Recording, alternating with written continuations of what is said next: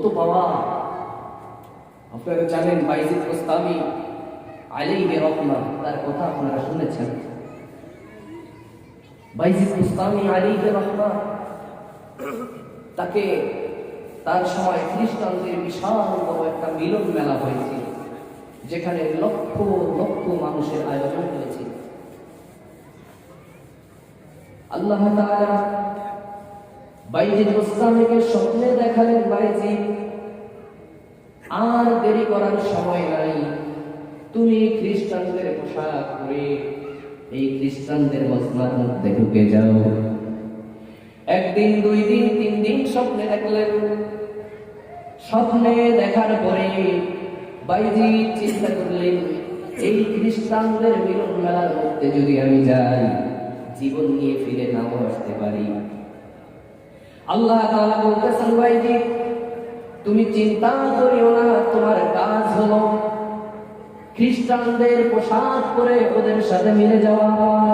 তোমাকে হেফাজতের দায়িত্ব আমি আল্লাহ গ্রহণ করব। জোরে বলেন সুবহানাল্লাহ। খ্রিস্টানদের মিলন মেলা, লক্ষ লক্ষ খ্রিস্টান উপস্থিত হয়েছেন। বাইজিদ বুস্তামি শ্রোতা হয়ে সামনে বসে গেলেন। খ্রিস্টানদের বড় পোপ, যিনি প্রধান মেহমানের চেয়ারে বসেছেন, আলোচনা করবেন। আলোচনার মধ্যে বসে চেয়ার নিয়ে থর থর করে কাঁপতেছে আর বলতেছে, কোনো কথা জবান থেকে বের হয় না, জবান থেকে কোনো কথা আসে না। তার শ্রোতাগণ বলতেছে, হুজুর, কি হলো আপনার? আপনি বলেন আমাদের সবচেয়ে বড় আলেম, আমরা দূর দূরান্ত থেকে এসেছি আপনার কথা শোনার জন্য, কি হলো আপনি কিছু বলেন। খ্রিস্টানদের বড় পোপ বলতেছে, কি কথা বলবো, আমার জবান থেকে কথা আসে না, আমার সামনে একজন মুহাম্মাদি বসে আছে। শ্রোতারা বলতেছে, হুজুর, কে সেই ব্যক্তি? আমাদেরকে দেখায় দেন, তার গর্দান উড়ায় ফেলেন। খ্রিস্টানদের পোপ বলতেছে, গর্দান উড়ানোর দরকার নাই, আমি তাকে কিছু প্রশ্ন করব, প্রশ্নের জবাবগুলি যদি দিতে পারে তাহলে তাকে ছেড়ে দিব, আর যদি প্রশ্নের জবাবগুলি দিতে ব্যর্থ হয়ে যায়, গর্দান উড়ায়া দুনিয়া থেকে বিদায় করে দিব। একে একে ৬২টা প্রশ্ন তাকে করা হলো। ৬২টা প্রশ্ন করার পরে প্রত্যেকটা প্রশ্নের জবাব বাইজিদ বুস্তামি সুন্দরভাবে দিয়ে দিলেন। এরপরে বাইজিদ বলতেছে, আপনি তো আমাকে ৬২টা প্রশ্ন করলেন, আমি ৬২টা প্রশ্নের জবাব দিয়েছি, আপনাকে একটা মাত্র প্রশ্ন করব, সেই প্রশ্নটার জবাব দেন। জোরে বলেন সুবহানাল্লাহ। প্রশ্নটা কি? বলতেছে, আসমান এবং জান্নাতের চাবি কি? কাকে প্রশ্ন করছে? খ্রিস্টানদের পোপকে। কাকে? খ্রিস্টানদের পোপকে। বাইজিদ প্রশ্ন করেছেন, আসমান এবং জান্নাতের চাবি কি? জবান থেকে কোনো আওয়াজ বের হয় না। সবাই শ্রোতারা বলতেছে, হুজুর জবাব দেন।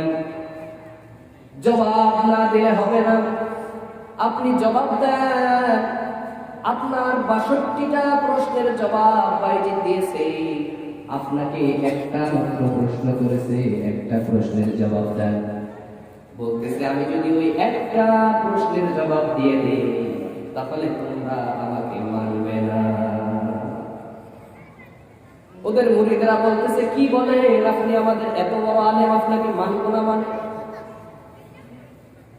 প্রশ্নের জবাব আপনাকে দিতেই হবে। তাহলে শোনো, আসমান এবং জান্নাতের চাবি হলো লা ইলাহা ইল্লাল্লাহু মুহাম্মাদুর রাসূলুল্লাহ সাল্লাল্লাহু আলাইহি ওয়াসাল্লাম। এই কথা শোনার সঙ্গে সঙ্গে ৫ লক্ষ খ্রিস্টান সঙ্গে সঙ্গে কালিমা পড়ে মুসলমান হয়ে গেছে। জোরে বলেন সুবহানাল্লাহ। 5 লক্ষ মুসলমান হয়েছে। এই হলো আমার নবীর কালিমার পাওয়ার। আমার নবীর কালিমার পাওয়ার হলো এটা। আমার নবী যখন বলেছেন লা ইলাহা ইল্লাল্লাহ, সঙ্গে সঙ্গে আবু জাহেলের মসনদ চুরমার শুরু হয়ে গেছে। আর সেই কথা যদি এখন বলা হয়, এই জন্যই তাদের উত্তরসূরি যারা, তাদের গায়ের মধ্যে আগুন লাগে। বুঝছেন নি কথা? আমার নবীর উম্মত হওয়া যে কত বড় রহমত। একদিন আমার নবী সাল্লাল্লাহু আলাইহি ওয়াসাল্লাম আলীকে বলতেছে, আলী, জান্নাতের যুবকদের সর্দার তো তোমার 2 সন্তান, জান্নাতের রমণীদের সর্দার হলো তোমার স্ত্রী, জান্নাতে যারা বৃদ্ধ বয়সে যারা মারা যাবে তাদের সর্দার হলো আবু বকর এবং ওমর। জোরে বলেন সুবহানাল্লাহ। আল্লাহ রাসূলের 2 শ্বশুর আবু বকর এবং ওমর। এই কথা বলার সঙ্গে সঙ্গে ওদিক থেকে আবু বকর এবং ওমর আসছে। আলেম বর্ণিত হাদিস আসার সঙ্গে সঙ্গে এই আলোচনার মধ্যে শামিল হয়ে গেলেন।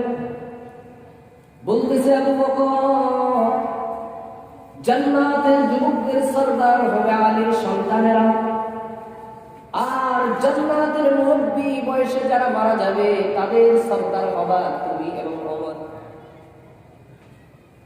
আমার নবী হাসি মুখে এই কথাটা বলার পরে আমার নবী মলিন করে ফেললেন। আবু বকর বলতেছে, হুজুর, আপনি যখন কথাটা বললেন হাসি মুখে বললেন, কিন্তু মন খারাপ করে ফেললেন কেন? বলতেছে, আবু বকর, জান্নাতের বৃদ্ধদের সর্দার তোমরা 2 জন হবা, কিন্তু আমার উম্মতের মধ্যে এমন এক দল হবে যারা তোমাদেরকেও গালি দিবে। জোরে বলেন নাউযুবিল্লাহ। আবু বকর ওমরকে গালি দেয় এমন উম্মতে মুহাম্মাদি আছে না নাই? আবু বকর মন খারাপ করে বলতেছে, ইয়া রাসূলুল্লাহ, ইয়া হাবিবাল্লাহ, আমাদেরকেও গালি দিবে, আমরা গালির কাজটা কি করলাম? ইয়া রাসূলুল্লাহ, আমি কি আমার 13টা দোকান ইসলামের জন্য ব্যয় করে নেই নাই? ইয়া রাসূলুল্লাহ, আমার ঘরের মধ্যে যত সম্পদ ছিল সমস্ত সম্পদ আল্লাহ এবং রাসূলকে আমার ঘরের মধ্যে সম্পদ হিসাবে রেখে জাগতিক সমস্ত সম্পদকে আমি দিনের জন্য ব্যয় করে নেই নাই? ইয়া রাসূলুল্লাহ, আপনার উম্মতের জন্য কি আমি সালাত চাঁদ গায়ে দেই নাই? আল্লাহ সন্তুষ্ট হয়ে আসমান এবং জমিনে সমস্ত ফেরেশতাদেরকে কি সালাত করায় নাই? ইয়া রাসূলুল্লাহ, তারপরে আপনার উম্মতরা আমাকে গালি দিবে? বলে, হ্যাঁ দিবে। ওমর বলতেছে, ইয়া রাসূলুল্লাহ, আপনার উম্মতের কেউ কি আমাদের ভালোবাসবেন? আল্লাহর নবী বলতেছে, হ্যাঁ ভালোবাসবে, ভালোবাসবে। তো যারা ভালোবাসবে তাদের জন্য তোমরা কি দিবা? কে বলতেছে? আল্লাহ রাসূল বলতেছে, তোমাদেরকে যারা ভালোবাসবে তাদেরকে তোমরা কি দিবা? ওমর বলতেছে, ইয়া রাসূলুল্লাহ, ইয়া হাবিবাল্লাহ, আপনার উম্মতের মধ্য থেকে যারা আমাদেরকে ভালোবাসবে, আমার জীবনের নেক আমল যত আছে সমস্ত নেক আমলের 4 ভাগের 1 ভাগ আপনার উম্মতের জন্য দিয়া দিব। আবু বকরকে আমার নবী বলতেছেন, আবু বকর তুমি কি দিবা? আবু বকর বলতেছে, ইয়া রাসূলুল্লাহ, ইয়া হাবিবাল্লাহ, আমার জীবনের যত নেক আমল আছে আপনার উম্মতের জন্য 4 ভাগের 1 ভাগ দিয়া দিব। 4 ভাগের 1 ভাগ কতখানি জানেন? জ্যোৎস্না রাতে আমার নবী সাল্লাল্লাহু আলাইহি ওয়াসাল্লাম বসে আছেন। আম্মা জান আয়েশা সিদ্দিকা রাদিয়াল্লাহু তাআলা আনহা আমার নবী পায়ের উপরে, উরুর উপরে আরাম ফরমাচ্ছেন। পূর্ণিমার চাঁদের রাত, খোলা আকাশের নিচে, আকাশের মধ্যে তারকা ঝিলঝিল করতেছে।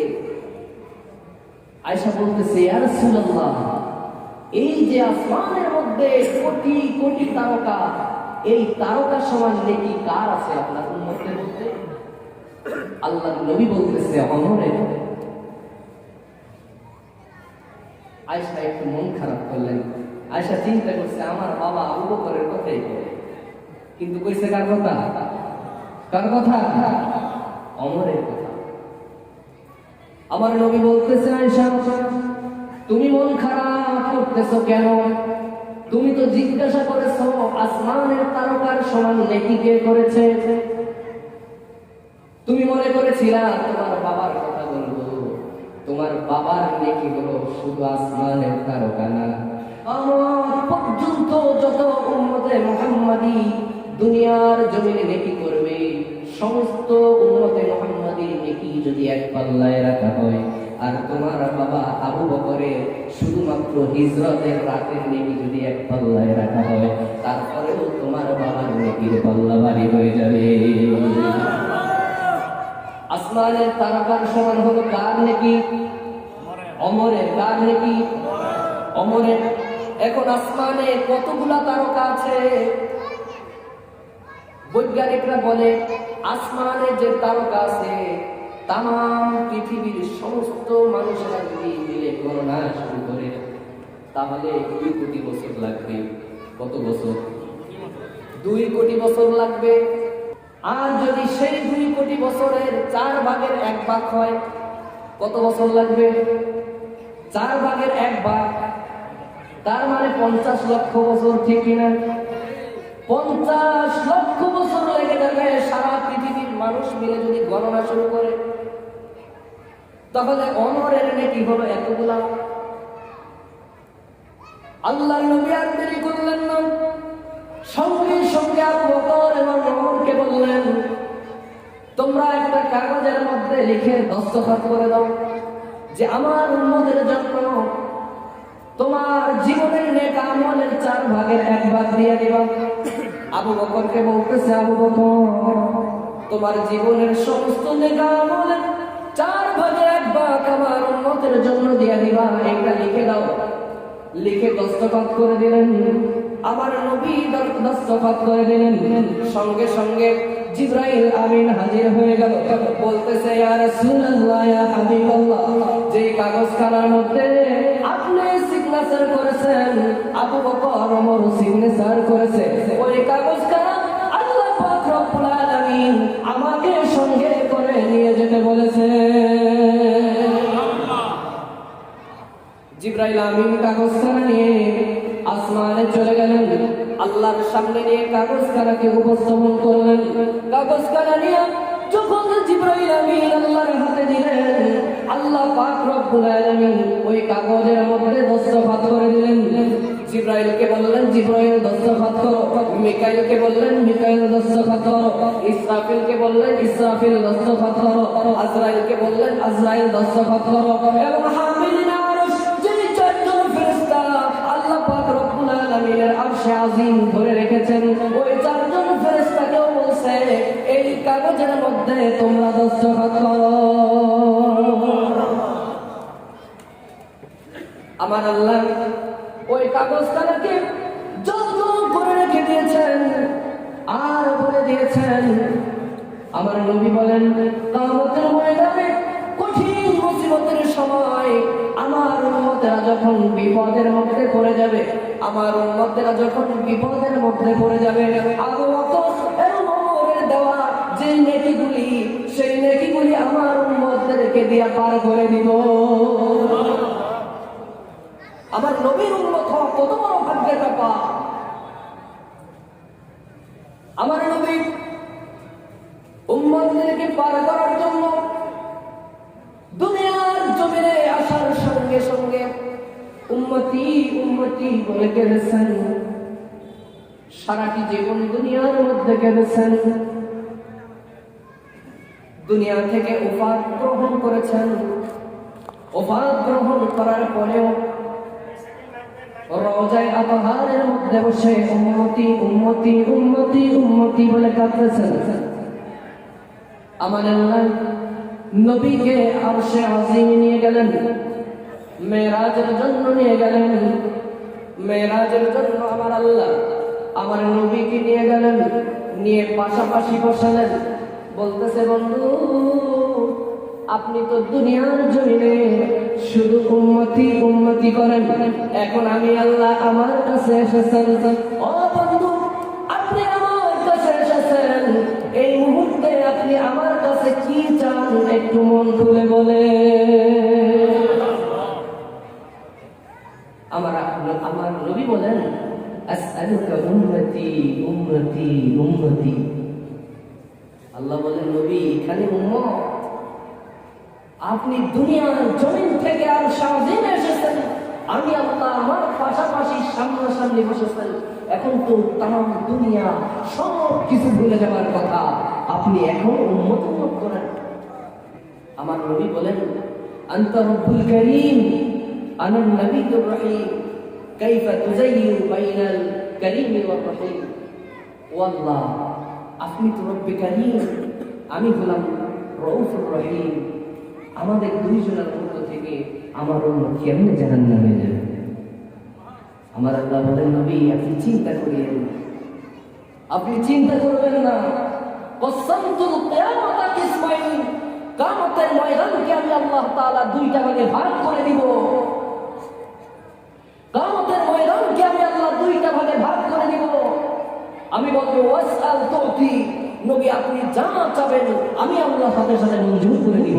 জোরে বলেন সুবহানাল্লাহ। আমার আল্লাহ তাআলা বলেন, নবী আপনি কেন চিন্তা করেন? আনা মালিক ইয়াউমিদ্দিন ওয়া আনতা সাহিবু ইয়াউমিদ্দিন। ও নবী আপনি কেন চিন্তা করেন? আমি হলাম সেই দিনের মালিক আর আপনি হলেন ওই দিনের বাদশা। বাদশা কিয়ামতের ময়দানে আমার নবী হলেন বাদশা। ও নবী আপনি কেন চিন্তা করেন? কসসামতুল কিয়ামাতা কিসমাইন, কিয়ামতের ময়দানকে দুইটা ভাগে ভাগ করে দিব। লা ইউখজিকা ফি উম্মাতিকা ওয়া লা ইয়াসুক।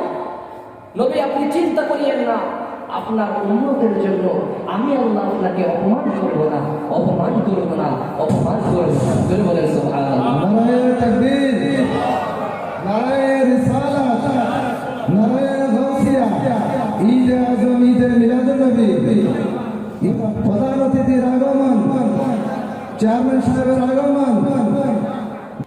আলহামদুলিল্লাহ, আমাদের প্রধান মেহমান এসে গেছেন। আমি সংক্ষেপ করে দিচ্ছি। বলতেছিলাম যে কিয়ামতের ময়দানটা এমন হবে, আল্লাহ তাআলা বলবেন, নবী আপনি চিন্তা করিয়েন না, আনা মালিক ইয়াউমিদ্দিন ওয়া আনতা সাহিবু ইয়াউমিদ্দিন। নবী আপনি চিন্তা করবেন না, আমি হলাম আজকের দিনের মালিক আর আপনি হলেন আজকের দিনের বাদশা। বাদশা সেদিন এমন হবে, আল্লাহর নবী বলবেন, আল্লাহ আপনি তো যখন সূরা দুহা নাযিল করেছিলেন, ওয়ালা সাওফা ইউতিকা রাব্বুকা ফাতারদা, আমি তখন জিবরাইলকে থামিয়ে বলেছিলাম, আমি ততক্ষণ পর্যন্ত রাজি হব না, ততক্ষণ পর্যন্ত সন্তুষ্ট হব না, যতক্ষণ না পর্যন্ত লা আরদা ওয়া ওয়াহিদুম মিন উম্মতি ফিন্নার, আমার একজন উম্মত জাহান্নামের মধ্যে থাকবে, ততক্ষণ পর্যন্ত আমি নবী সন্তুষ্ট হব না। জোরে বলেন সুবহানাল্লাহ। এমন হবে আমার নবী সাল্লাল্লাহু আলাইহি ওয়াসাল্লামকে আল্লাহ পাক রব্বুল আলামিন যখন কিয়ামতের ময়দান কায়েম করবেন, আল্লাহ তাআলা জিবরাইলকে বলবে, জিবরাইল তুমি যাও আমার নবীকে নিয়ে আসো। আল্লাহ তাআলা বলবেন, ইতি হাবিবি মাকামে মাহমুদ, আমার হাবিবকে নিয়ে আসো মাকামে মাহমুদের মর্যাদাবান চেয়ারের মধ্যে আমার নবীকে বসায়া দাও। আমার নবী হাজির হয়ে যাবে। হাদিসের মধ্যে আসছে, জিবরাইল আমিন এসে বলবে, কুম ইয়া হাবিবুর রহমান, ওহে আল্লাহর হাবিব আপনি উঠে যান, কিয়ামতের ময়দান কায়েম হয়ে যাচ্ছে, আপনি উঠে যান। আমার নবী উঠে যাবে। হাদিসের মধ্যে আসছে, ওয়া ইয়াবকি ওয়া ইয়াকুল, আমার নবী কাঁদতে কাঁদতে উঠবে, উঠে বলবে, আইনা উম্মতি আইনা উম্মতি। জিবরাইল আমার উম্মতেরা কোথায়, আমার উম্মতেরা কোথায়? আউসাল শাফির জাহান্নাম। আমার উম্মতেরা কি জাহান্নামের কিনারে পৌঁছে গেছে? আমার উম্মতেরা কি সিরাতের কিনারে পৌঁছে গেছে? আমার নবী অস্থির অবস্থায় উঠবে। জিবরাইল বলবে, ইয়া রাসূলুল্লাহ, বিইজ্জাতিল্লাহি ওয়া জালালিহি, আল্লাহর কসম, আল্লাহর ইজ্জতের কসম, আল্লাহর জালালিয়াতের কসম, ইয়া রাসূলুল্লাহ, আপনাকে দিয়ে কিয়ামতের ময়দান শুরু হতে যাচ্ছে, আপনার উম্মতের কেউ এখন পর্যন্ত ওঠে নাই। জোরে বলেন সুবহানাল্লাহ। আমার আল্লাহ আমার নবীকে নিয়ে মাকামে মাহমুদে বসার জন্য বলবেন। আমার নবী মাকামে মাহমুদে বসবেন না, আমার নবী দাঁড়িয়ে থাকবেন। আল্লাহ পাক রব্বুল আলামিন বলবেন, নবী আপনি সম্মানের চেয়ারের মধ্যে বসেন। আমার নবী বলবেন, আমি যদি বসি তাহলে আমার উম্মতের জন্য দৌড়াবে কে? জোরে বলেন সুবহানাল্লাহ। আমার নবী বারবার দৌড়াতে থাকবে, আমার নবী বারবার দৌড়াবে। একবার মিজানের পাল্লার কিনারে দৌড়ায় যাবে, আরেকবার সিরাতের কিনারে আমার নবী দৌড়ায় যাবে, আরেকবার হাউজে কাউসারের কিনারে আমার নবী দৌড়ায় যাবে। মিজানের পাল্লায় যখন আমার নবী যাবে, গিয়ে দেখবে উম্মতের নেকির পাল্লা হালকা হয়ে গেছে। আল্লাহর নবী সাল্লাল্লাহু আলাইহি ওয়াসাল্লাম মিজানের পাল্লার মধ্যে দিয়ে দিবে, সঙ্গে সঙ্গে মিজানের পাল্লা ভারী হয়ে যাবে।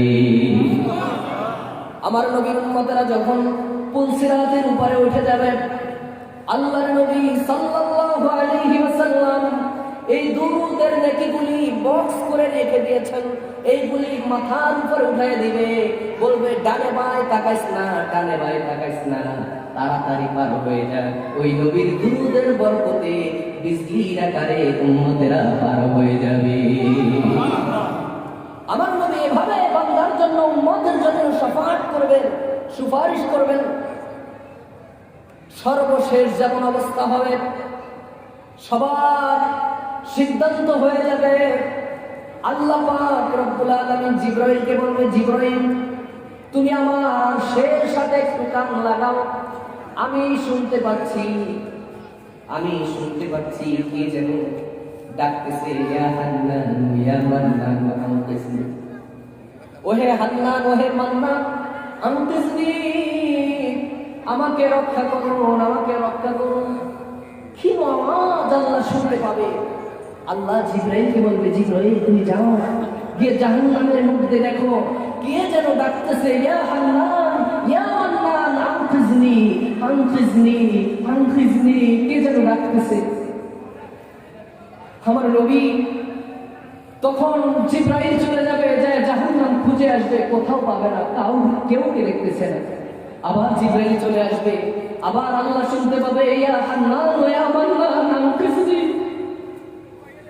আনকিসনি আনকিসনি, আমাকে রক্ষা করুন, আমাকে রক্ষা করুন। জিবরাইল আবার চলে যাবে, আবার ফিরে আসবে। তৃতীয়বারে আল্লাহ বলে দিবে, জিবরাইল তুমি যাও, গিয়ে দেখো জাহান্নামের কঠিন তলদেশে পুড়তে পুড়তে কয়লা হয়ে পোকামাকড়ের রূপ ধারণ করে ফেলছে। যাও তুমি ওকে উদ্ধার করে নিয়ে আসো, হাউজে কাউসারের পানি দিয়ে গোসল করায় ওকে পবিত্র করে নিয়ে আসো। সুবহানাল্লাহ। জিবরাইল আমিন নিয়ে আসবে, তারপরে তাকে জান্নাতের মধ্যে দেওয়া হবে। আরে আমার নবীর উম্মত হওয়ার কত ভাগ্যের ব্যাপার জানেন? আমার নবীর উম্মতেরা জাহান্নামে যাবে, তারপরেও তার হাতের মধ্যে শিকল থাকবে না, হাত করা থাকবে না, পায়ের মধ্যে শিকল থাকবে না, গলার মধ্যে জিনজির থাকবে না। জোরে বলেন সুবহানাল্লাহ। কেমনে? জাহান্নামে যাবে, তারপর হাত পায়ে করা থাকবে না। তখন তার চেহারাও কালো হবে না, জাহান্নামীদের চেহারা তো কালো হয়ে যাবে, কিন্তু আমার নবীর উম্মতের চেহারা কালো হবে না। জাহান্নামের সরদার যিনি মালিক, তিনি বলবেন, কি ব্যাপার, তোমরা কারা? জবাবে তারা বলবে, আমরা হলাম আখির জামানার নবীর উম্মত। সুবহানাল্লাহ। আল্লাহকে বলবে, আল্লাহ এরা কারা? এরা জাহান্নামে যাচ্ছে, কিন্তু এদের হাত করা নাই, এদের হাতে হাত করা নাই, পায়ের মধ্যে শিকল নাই। কারা এরা? কিভাবে জাহান্নামে যাবে? এদেরকে কিভাবে কিভাবে জাহান্নামের মধ্যে দেব। আল্লাহ তাআলা কথা বলবেন, আল্লাহ তাকায় দেখবেন অবস্থাটা কি হয়। জাহান্নামের মধ্যে যাবে, চেহারার মধ্যে কোনো মন কালা নাই। আল্লাহ তাআলা বলেন, নবী আপনার উম্মতেরা যদি জীবনে একবার ওযু করে থাকে, জীবনে একবার ওযু করে থাকে, ওই একবার ওযুর কারণে জাহান্নামে যাবে ঠিকই, কিন্তু তার ওই চেহারার মধ্যে জাহান্নামের আগুন লাগবে না।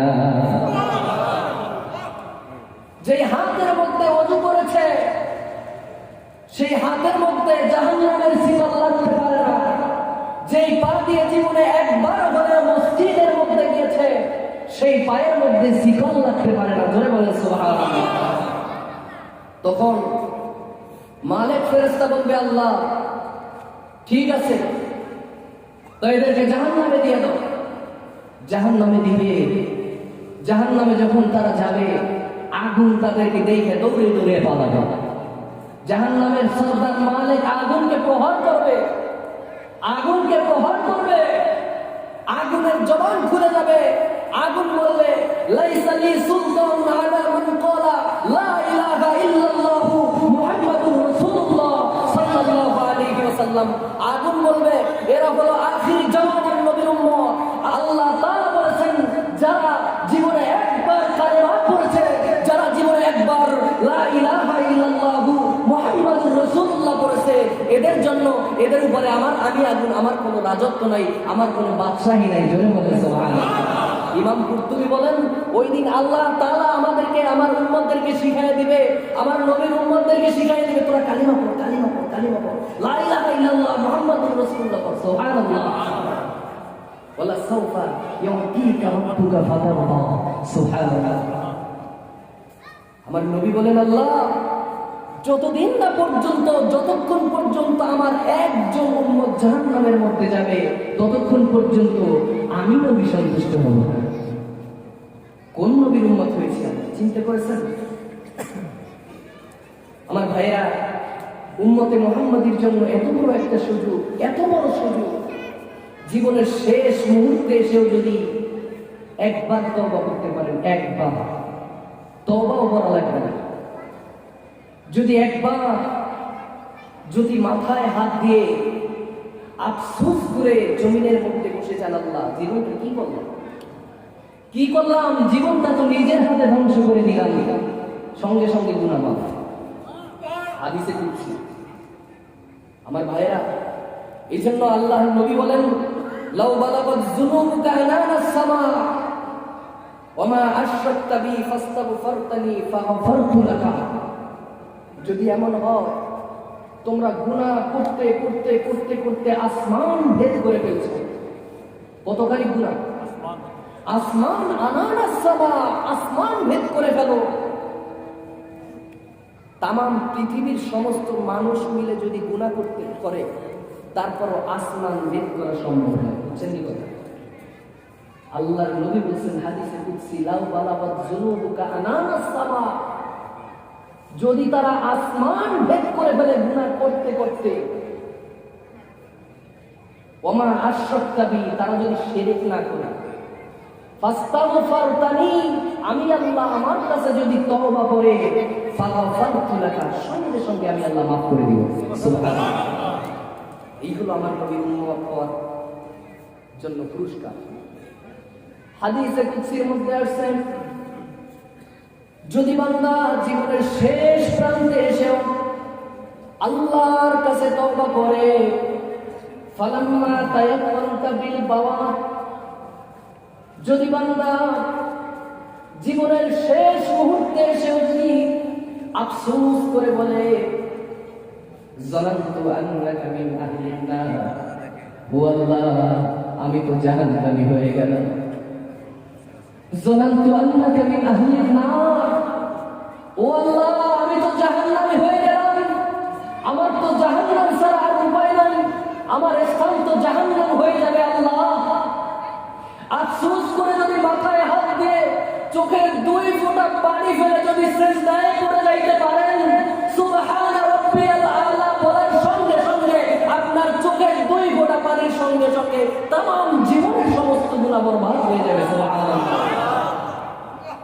বান্দা যদি ধারণা করেন জানান্তু আন্নাকা মিন আহলিন নার, আমি তো জাহান্নামী হয়ে গেলাম, আল্লাহ পাক রব্বুল আলামিন বলেন মানাহতু ইলাইকা রিদওয়ানি, ওই বান্দাকে সঙ্গে সঙ্গে আমি আল্লাহ পাক রব্বুল আলামিন আমার সন্তুষ্টির চাদর দ্বারা আবৃত করে ফেলি।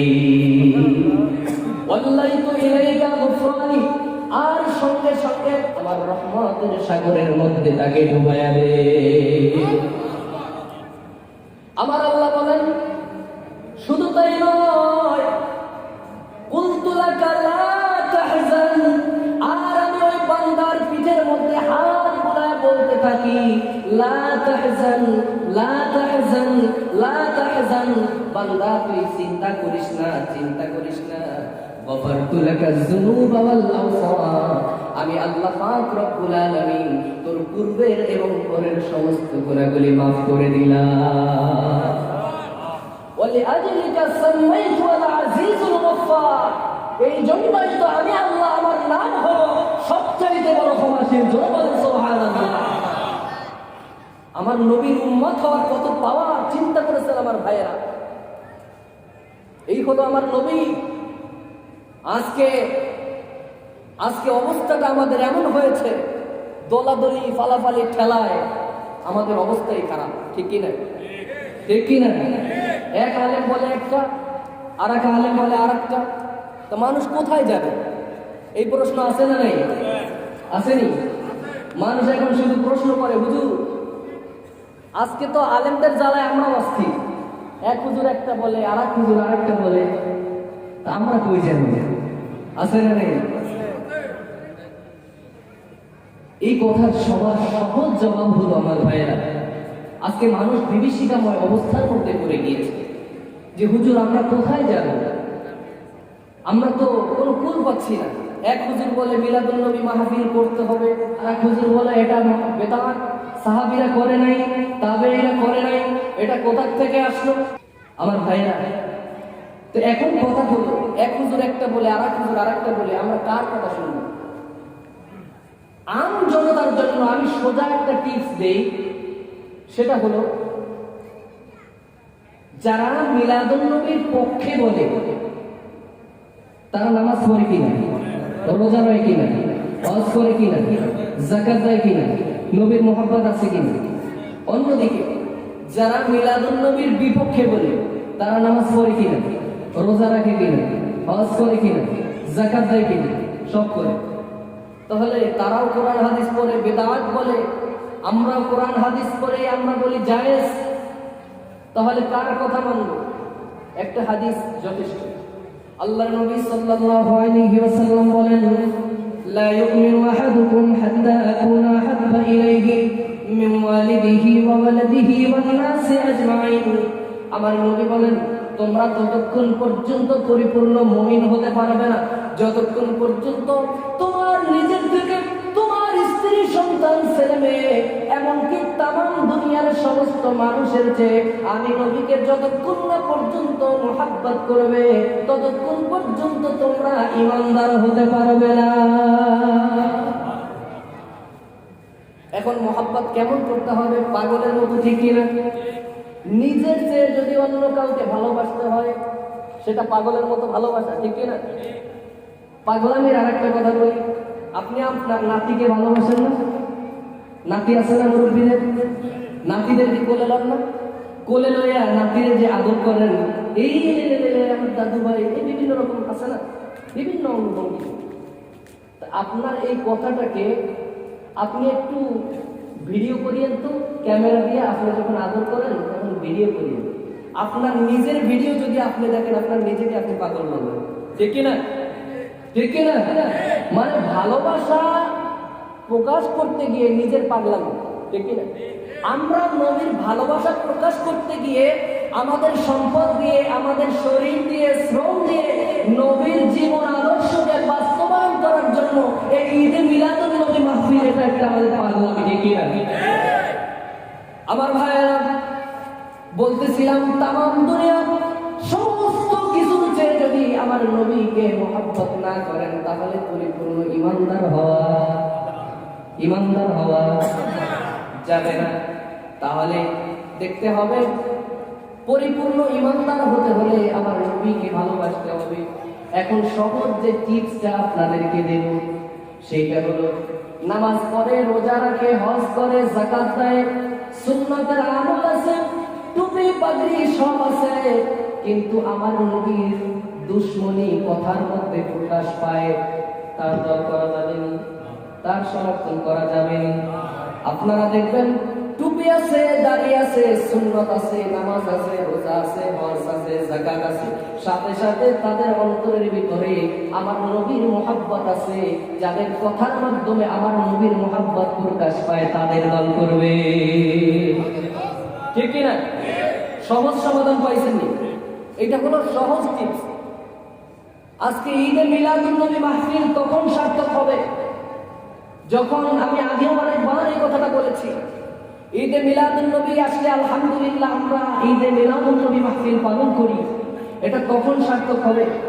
এখানে আমাদের মাননীয় চেয়ারম্যান সাহেব এসেছেন, আলহামদুলিল্লাহ উনি অত্যন্ত ভালো মানুষ।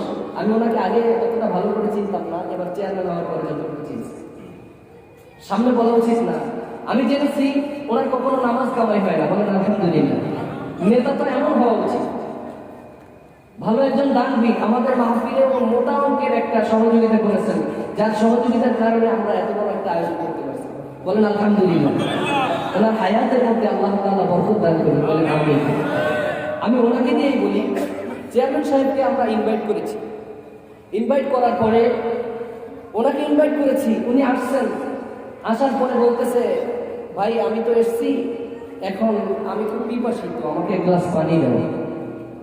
তো যদি বলেন স্যার আপনি আসছেন আলহামদুলিল্লাহ, আল্লাহ সাল্লাম মারহাবা, কিন্তু দুঃখিত পানির ব্যবস্থা আমরা করতে পারবো না, খুশি হবে না বেজার হবে? উনি আসছে, বললেন যে নামাজের টাইম হয়েছে, একটু অজুর পানি দাও, আমি একটু অজু করি, নামাজ তো পড়তে হবে। আপনি বললেন আল্লাহ সাল্লাম মারহাবা, আপনি আসছেন আমরা খুশি, কিন্তু দুঃখিত অজুর পানি দিতে পারবো না, খুশি হবে না বেজার হবে? বেজার হবে। উনি আসছে খুব ক্ষুধার্ত, অনেক দূর থেকে আসছে, এখন যদি বলে আমি আসছি খুব ক্ষুধার্ত, আমাকে একটু চা নাস্তা হলেও ব্যবস্থা করো, একটু বসতে দাও। আপনি আসছেন আহলান সাহলান মারহাবা, কিন্তু দুঃখিত বসতে দিতে পারবো না, খেতে দিতে পারবো না, উনি খুশি হবে না বেজার হবে? বেজার হবে। আজকে মিলাদুন নবী মাহফিল তখনই সার্থক হবে, তখনই মিলাদুন নবী মাহফিল সার্থক হবে যখন উনি আসার সঙ্গে সঙ্গে ওনার যথাযথ মর্যাদা আমরা দেখাতে পারবো, ঠিক কিনা? আমার নবী দুনিয়ায় এসেছেন কেন মনে আছে আপনাদের? লক্ষ্য উদ্দেশ্য মনে আছে? লক্ষ্য উদ্দেশ্য হলো আমার নবী দুনিয়ার জমিনে এসেছেন আল্লাহকে চিনানোর জন্য, ঠিক কিনা? বেনামাজিকে নামাজ শিখানোর জন্য আমার নবী দুনিয়ার জমিনে এসেছেন অন্ধকার দূরীভূত করে আলোকিত করার জন্য, আমার নবী দুনিয়ার জমিনে এসেছেন সুদকে চিরতরে বিদায় করার জন্য, আমার নবী দুনিয়ার জমিনে এসেছেন যাকাত প্রতিষ্ঠিত করার জন্য, আমার নবী দুনিয়ায় এসেছেন নামাজ কায়েম করার জন্য, প্রতিষ্ঠিত করার জন্য, এক কথায় পরিপূর্ণ দ্বীনকে প্রতিষ্ঠিত করার জন্য। আমার নবী দ্বীনকে মুকাম্মাল করে দিয়েছেন, আল ইয়াউমা আকমালতু লাকুম দীনাকুম ওয়া আতমামতু আলাইকুম নি'মাতি ওয়া রাদিতু লাকুমুল ইসলাম দীনা। বলেন আল্লাহু আকবার। আমার নবী দ্বীনকে মুকাম্মাল করে দিয়ে গেলেন আর বলে গেলেন, উম্মতেরা তোমরা সাবধান থাকো, তোমরা সাবধান থাকো, কিয়ামত পর্যন্ত আমার এই দ্বীনকে তোমরা ধরে রাখবে, ঠিক কি না? আজকে মানুষ যখন দ্বীন ভুলে, ইসলাম ভুলে, কোরআন ভুলে, হাদিস ভুলে যখন অন্ধকারে নিমজ্জিত হয়ে গেছে, আজকের এই মাহফিলের মাধ্যমে আমরা চাচ্ছি তার পুনরুত্থান, পুনরাবৃত্তি, ঠিক কি না?